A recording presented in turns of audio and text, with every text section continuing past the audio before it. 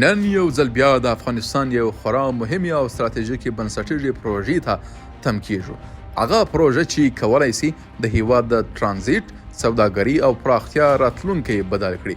له چین سره د افغانستان د نښلوونکي سړک د جوړولو پروژه هغه لویه هیله چې هیلهمن یو په نږدې راتلونکي کې حقیقت ته ورسیږي او د دواړو ملتونو ترمنځ یو کلک پل رامنځته کړي.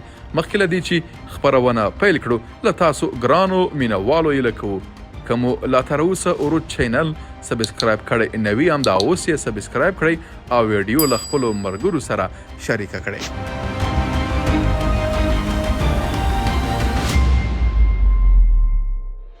له چین سره د افغانستان د نښلوونکي سړک د جوړولو پروژه د افغانستان په معاصر تاریخ کې یوه له خورا مهمو بنسټیزو او ستراتیژیکو طرحو څخه ګڼل کیږي. دا پروژه یوازې یو ساده ترانزیتي تګلوری نه دی، بلکې پراخ اقتصادي، ژیوپولیتیکي، سوداګریز او حتی کلتوري اړخونه لري.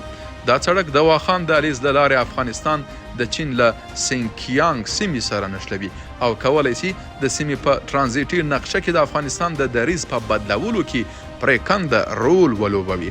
افغانستان او چین د واخان په سیمه کې یو لنډه خو ډیره مهمه ګډه پوله لري. دا تنګي او غرني سیمې د دواړو هېوادونو ترمنځ د مستقیمې اړیکې یوازینۍ نقطه ده چې له جغرافیایي پلوه د اسیا په یوې تر ټولو ستونزمنې سیمې کې موقعیت لري. د لسیزو راهیسې د ترانزیتي بنسټونو نشتوالی د دې لامل شوی و چې دا پوله په عملي ډول بې ګټې پاتې سي. له چین سره د افغانستان د سړک جوړولو پروژه د دې لپاره ډیزاین شوې چې دا خاموشه پوله په یو فعال اقتصادي لاره بدله کړي. د افغانستان له لیدلوري دا پروژه د جغرافیایي محصوریت د کمولو او پر ګاونډي هېوادونو د محدودو ترانزیتي لارو د اتکا د کمولو لپاره یو چانس دی. د چین له لیدلوري هم دا سړک کولی سي د سیمه اتصال د لویې شبکې برخه او د یو کمربند او یوې لارې د نوښت بشپړونکی وي. د دې پروژې لومړۍ موخه د افغانستان او چین ترمنځ د مستقیم ترانزیتي مسیر رامنځته کول دي. هغه لاره چې کولی سي د افغانستان صادرات او واردات اسانه کړي او د توکو د لیږد وخت او لګښت په بېساري ډول کم کړي. د دې پروژې بله موخه د محرومو سیمو په ځانګړې توګه د بدخشان ولایت او د واخان شاوخوا سیمو د اقتصادي ودې هڅول دي. هغه سیمې چې د جغرافیایي جلاوالي له امله له پراختیا پاتې دي. سربیره پردي دا پروژه کولی سي د مرکزي، سویلي او ختیځي اسیا د نښلوونکي په توګه د افغانستان دریځ پیاوړی کړي او له کورنیو سړکونو سره د نښلېدو په صورت کې د سیمې په یو مهم ترانزیتي مسیر بدل سي. خو د سیمې د طبیعي شرایطو له امله د دې پروژې پلي کول یو له خورا ستونزمنو بنسټیزو چارو څخه شمیرل کیږي. لوړې ارتفاعګانې، سخته یخنۍ، واورې ښویدنې یا برف کوچونه، د اکسیجن کمښت او د لومړنیو اسانتیاو نشتوالی لویې تخنیکي ننګونې رامنځته کوي. د سړک جوړولو پیچلو عملیاتو ته اړتیا لري، لکه د غرونو چاودل، د لمنو تثبیت، د پلونو جوړول او د اقلیمي شرایطو پر وړاندې د مقاومت لرونکو لارو رامنځته کول، د درنو وسایلو برابرول، د ماشینونو لیږدول او د کاري ځواک میشتول په خپله یوه ځانګړې پروژه ده.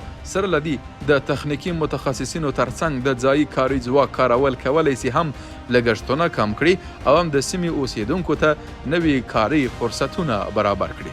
له اقتصادي پلوه د افغانستان چین سړک کولی سي بنسټیز بدلونونه رامنځته کړي. لومړی د دواړو هېوادونو ترمنځ دوه اړخیزه سوداګري بیا زیاته سي.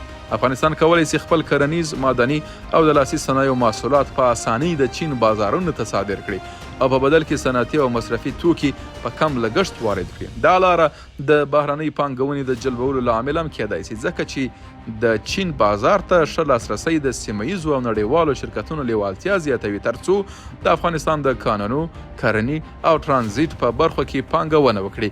په بدخشان کې د بنسټونو پراختیا کولی سي د بېوزلۍ په کمولو، د کارموندنې په زیاتوالي او حتی له ښارونو څخه کلو ته د برعکس کډوالي په برخه کې مرسته وکړي. د دې ظرفیتونو سره سره پروژه له جدي ننګونو سره هم مخ ده. د جوړولو او ساتنې درانه لګښتونه، امنیتي شرایط، د پایداره مالي سرچینو کمښت او د بشپړونکو بنسټونو کمزورتیا له مهمو خنډونو څخه دي. سربیره پردي د واخان د نازک چاپیریال ساتنه او د سیمې د اوسیدونکو پر دودیز ژوند د پروژې اغیزي دقیق او مسؤلانه مدیریت ته اړتیا لري. که دا پروژه په دقیق پلان، مالي روڼتیا او سیمیز همکاري سره پلی سي، کولی سي د افغانستان یو له خورا بریالیو بنسټیزو پروژو څخه سي. په ټوله کې له چین سره د افغانستان د نښلوونکي سړک د جوړولو پروژه یوازې یو ترانزیتي مسیر نه دی، بلکې د پراختیا، اتصال او د سیمې په اقتصاد کې د افغانستان د رول د بدلولو لپاره هیله نشه ده. د دې پروژې بریا کولی سي داسې یوې دورې پیل وي چې افغانستان له جغرافیایي څنډې څخه د اسیا د اقتصادي پیوندونو مرکز ته ولېږدول سي. ډېر ګران دوستانو، که دا شننه ستاسو لپاره ګټوره وه، هیله ده چې د عروج چینل سبسکرایب کړئ، ویډیو لایک او له خپلو ملګرو سره یې شریکه کړئ. د یو ودان، آزاد، ځان بسیا او د صنعتي افغانستان په هیله.